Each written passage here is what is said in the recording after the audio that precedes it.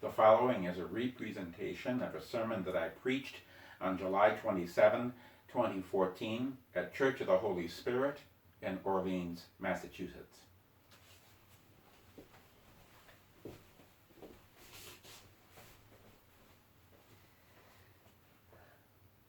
The Gospel according to Matthew, chapter 13, verses 31 through 33 and 44 through 52. Jesus put before them another parable. The kingdom of heaven is like a mustard seed that someone took and sowed in his field. It is the smallest of all the seeds, but when it has grown, it is the greatest of shrubs and becomes a tree, so that the birds of the air come and make nests in its branches. He told them another parable. The kingdom of heaven is like yeast that a woman took and mixed in with 3 measures of flour until all of it was leavened. The kingdom of heaven is like treasure hidden in a field, which someone found and hid. Then, in his joy, he goes and sells all that he has and buys that field. Again, the kingdom of heaven is like a merchant in search of fine pearls. On finding one pearl of great value, he went and sold all that he had and bought it. Again, the kingdom of heaven is like a net that was thrown into the sea and caught fish of every kind. When it was full, they drew it ashore, sat down, and put the good into baskets, but threw out the bad. So it will be at the end of the age. The angels will come out and separate the evil from the righteous and throw them into the furnace of fire, where there will be weeping and gnashing of teeth. Have you understood all this? They answered, yes. And he said to them, therefore every scribe who has been trained for the kingdom of heaven is like the master of a household who brings out of his treasure what is new and what is old. The word of the Lord.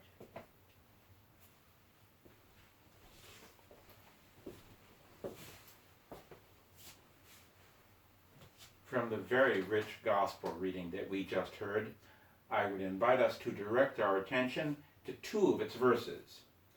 These 2 verses contain one of the short, amazing parables of Jesus.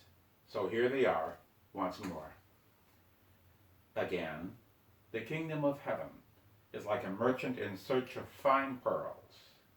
On finding one pearl of great value, he went and sold all that he had and bought it.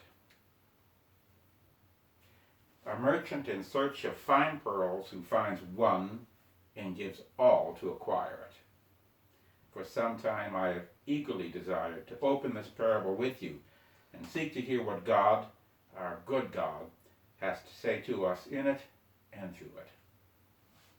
Let's start by recollecting the teaching of A.J. Levine, who was with us just a few weeks ago here at Church of the Holy Spirit. Amy Jo Levine is a Jewish New Testament scholar teaching at Vanderbilt University. She has done remarkable work, in particular on the parables. I'm going to start by noting for us some of the observations and insights she brings to bear on this very parable.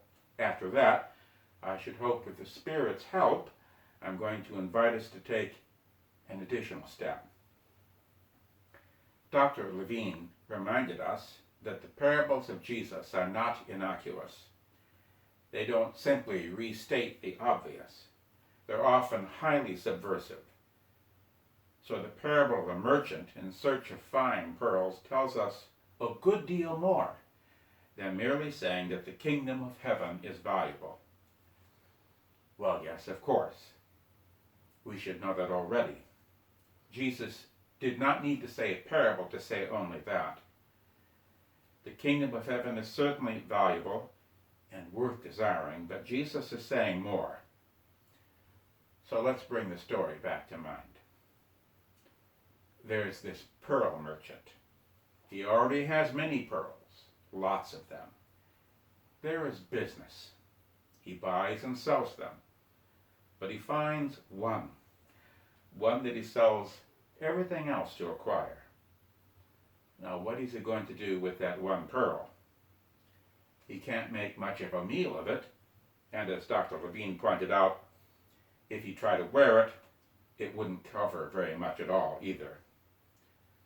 But he stakes everything he has to get it. As we live ever more deeply into the reality of God's kingdom, we are summoned, we are empowered to ponder how we actually live our lives, how we value things. We're invited to notice in ways that maybe we never noticed before, just what is it upon which we are staking everything else? Sometimes we do wisely, and sometimes, as we all know too well, we do so foolishly. There are times when we stake everything on something that isn't worth it, that is not, in fact, our true heart's desire. Life in God's kingdom calls us to ponder such realities. What is it upon which we are staking everything? Really? This can often be a hard question to face. Sometimes it's an enlivening question to face. Maybe both.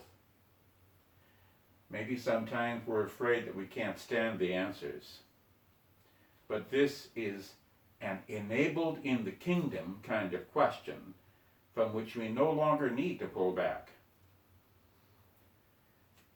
Now I'll invite us to take us to that additional step. The seed of the kingdom is the good news. And the good news given to us in this teaching story, as all good news is a matter of who God is and what God is doing. The gospel is not a matter of mere human moralizing. The gospel is not a message which says simply, try harder, or somehow conjure up within ourselves more appropriate feelings. That leads nowhere. The human project by itself and in itself does not lead to life. Now, as I think many of you know, Lori and I just got back from our 3 weeks in northwestern Montana in Glacier National Park. We got back early yesterday morning, and it's good to be back. Yet as we emerged from our 3 weeks in the Montana woods, where we didn't have TV and didn't listen to the radio and didn't have access to email or internet, coming out, we again heard the news of the nation and the world. And as we hear that news, it's evident that not much has changed. More violence, more heartbreak, more manifest and injurious human failure. It seems as though this world community of ours is broken up into competing utopianisms, each so self-righteously and imperviously infatuated with its own sense of right. It doesn't lead anywhere very good, does it? So we should know at these deepest levels that the good news has to be more, and the good news has to be radically different than merely more of our human stuff. So as we ask what this little parable means, let's seek to learn of the good news in a fresh and powerful way. In fact, let's look first at the indications in it of who God is and what God is doing. In fact, in this little teaching story, the parable of the merchant in search of fine pearls, Jesus is telling us something he considers essential that we know about God's character. Where is God in this remarkable story. Suppose that this story is not just another bit of pious moralizing. Suppose then in this story that it is God who is the reckless merchant in search of fine pearls. Suppose it is God who is willing to make a reckless acquisition foolish in the world's eyes. And if it is God who is the merchant in search of fine pearls, what then is the pearl of great price? Well, dear ones, that would be you. It is you in this story who are the pearl of great price, that God is willing to stake everything to call us to life, to call us back to fellowship. God's love may be foolish by the world's standards. It may be reckless. But God's love is not unmindful because God knows the cost of his enterprise. So in this story that we may have thought was so innocuous, we find a sure indication of the utterly sacrificial love of God that we meet in Jesus. This little parable points to the chasm of love found in the cross of Christ. So it is we who are the pearl of great price. Now, I don't know about you, but when I hear that message, when I try to take it into my spirit, there's a big part of me that says, you've got to be kidding, Lord. Am I worth that? In my fallibility, in my inconstancy, in the smallness of my life? The word of grace that we meet in Jesus says, yes, I meant what I said, and I mean what I am doing. And if we can come to see ourselves in this new and astounding light, everything changes, maybe suddenly, more often incrementally. But we can no longer see ourselves or anybody else in the same light, because the others too are also the pearl of God's great price. This is not mere niceness. It's the remaking of the universe. Again, the kingdom of heaven is like a merchant in search of fine pearls. On finding one pearl of great value, he went and sold all that he had and bought it. As I was pondering this message, yes, the words of a poem came to my mind.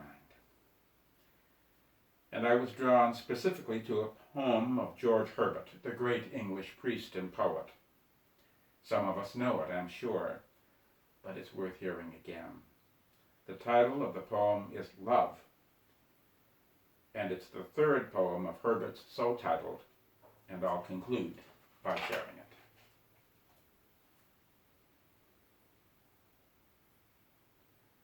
Love bade me welcome, yet my soul drew back, guilty of dust and sin. But quick-eyed love, observing me grow slack from my first entrance in, drew nearer to me, sweetly questioning if I lacked anything. A guest, I answered, worthy to be here. Love said, you shall be he. I, the unkind, ungrateful, ah, my dear, I cannot look on thee. Love took my hand, and smiling did reply, who made the eyes but I? Truth, Lord, but I have marred them. Let my shame go where it doth deserve. And know you not, says love, who bore the blame? My dear, then I will serve. You must sit down, says love, and taste my meat. So I did sit.